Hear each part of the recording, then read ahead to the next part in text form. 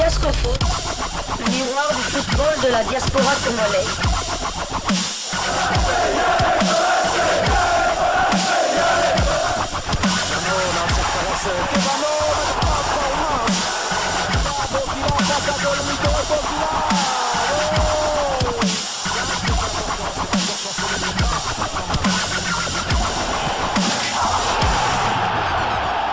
Diascofoot, le miroir du football de la diaspora congolaise. Vous êtes en train de suivre Diascofoot, le miroir du football de la diaspora congolaise. Diascofoot du 26 décembre 2023, la veille de la publication de la liste de 27 joueurs qui vont participer à la CAN 2023 pour le compte de la RDC du côté de la Côte d'Ivoire. Nous allons rester donc scotchés autour des léopards de la RDC, tous ceux qui tournent autour de la publication de cette liste, les propos de Sébastien Desabre, également aussi l'état de forme de joueurs. Donc vous aurez cela dans cette première livraison de Diascofoot du 26 décembre 2023. Et à propos de Sébastien Desabre, il s'était penché un peu sur Jeune Afrique. On lui a posé quelques questions au cours d'une interview et que nous allons vraiment faire un condensé, prendre le morceau vraiment qui tourne autour des léopards de la RDC, parce que au début de cette interview, il avait un peu parlé de son parcours, il avait un peu parlé de la manière dont il avait quitté le foot de Niort, le club de Ligue 2, pour pouvoir accepter ce poste de sélectionneur manager des léopards de la RDC. Et justement, à propos de ces postes de sélectionneur manager, on n'a jamais vraiment compris pourquoi on l'appelait sélectionneur manager, et il explique pourquoi. Donc je vous fais la lecture de cette interview quand même sur Jeune Afrique. Voilà ce que Sébastien Desabre disait. J'ai défini un cadre, une politique de communication interne et externe, et dans le domaine sportif, c'est moi qui décide de la politique à mener pour la sélection A. D'où ma fonction de sélectionneur manager. Ces conditions étaient validées par Serge Condé, puis par son successeur François-Claude Kaboulo, Moana Kaboulo. Donc voilà pourquoi on l'appelle sélectionneur manager. Et puis il précise bien une politique de communication interne et externe.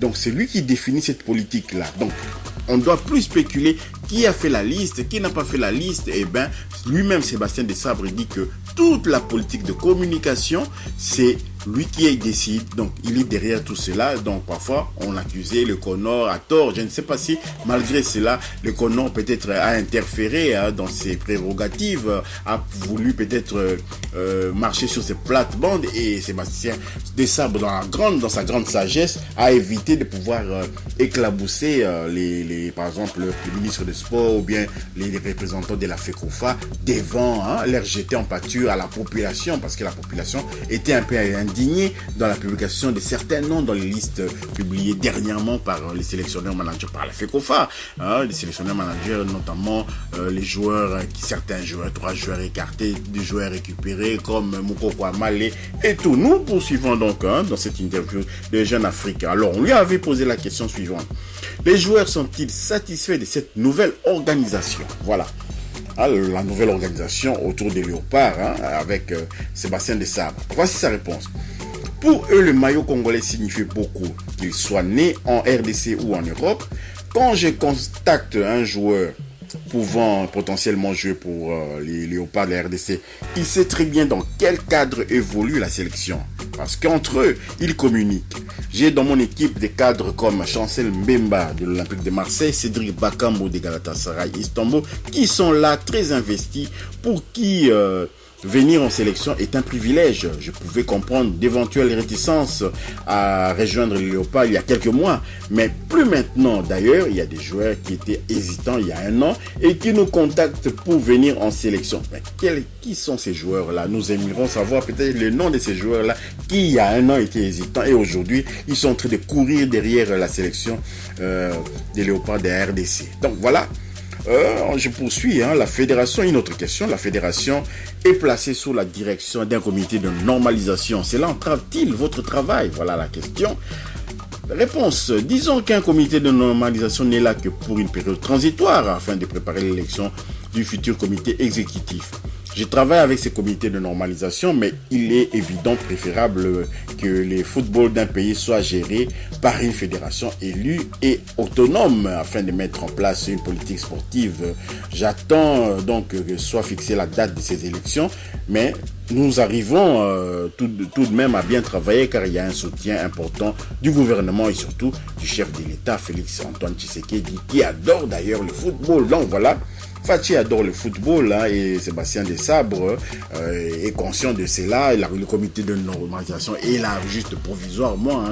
J'espère que quand même la collaboration fonctionne très bien. Et une autre question, le football congolais a également été confronté à l'arrêt de ses compétitions pendant plusieurs mois entre décembre et 2022 et août dernier. Comment avez-vous vécu cette situation? L'arrêt des compétitions a provoqué un exil important des joueurs congolais à l'étranger.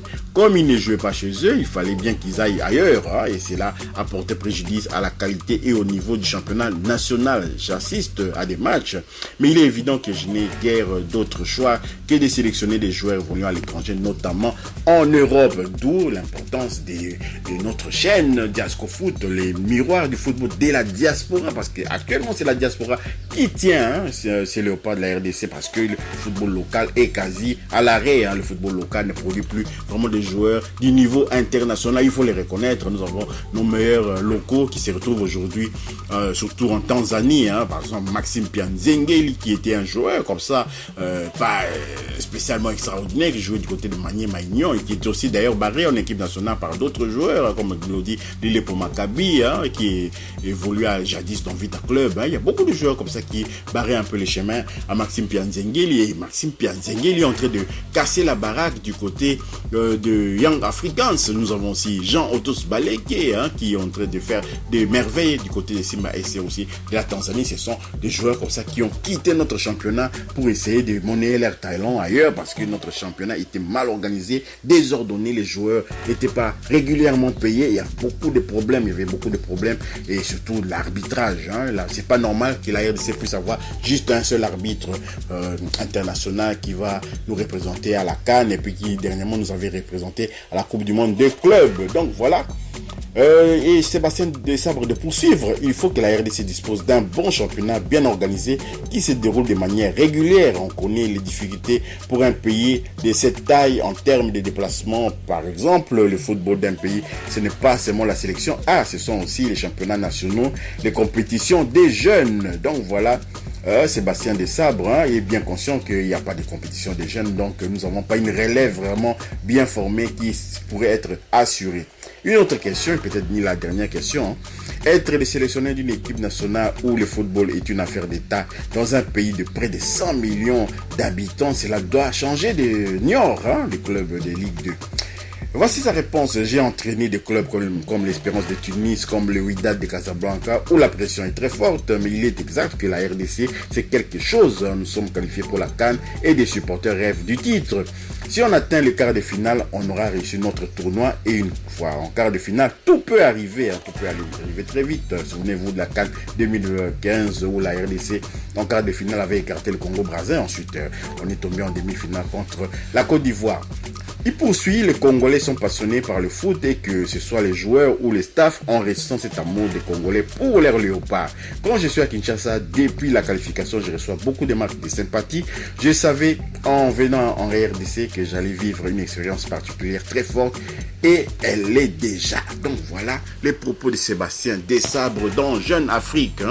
Voilà qu'on voulait partager avec vous. Finalement, nous allons consacrer peut-être notre deuxième livraison sportive de Diasco Foot pour vous donner quelques résultats quand même de nos internationaux, de nos titulaires, de joueurs susceptibles de jouer cette CAN, de se retrouver dans cette liste de 27 joueurs. Dans notre deuxième livraison sportive de Diasco Foot, aujourd'hui on voulait juste partager avec vous cette interview de Sébastien Desabre pour le compte de la première livraison sportive, bien entendu, de Diasco Foot, d'aujourd'hui du 26 décembre 2023. Cette interview de Sébastien Desabre dans Jeune Afrique. Si vous avez quand même aimé, merci de liker, merci également de commenter, donner votre commentaire là-dessus, merci de partager également autour de vous, de vous abonner pour ceux qui ne sont pas abonnés à Diasco Foot et d'activer la petite cloche de notification. Elle vous permettra de ne pas manquer la deuxième livraison sportive où nous allons vous donner les résultats des quelques-uns de nos joueurs de la diaspora. Diasco Foot vous dit au revoir et à bientôt.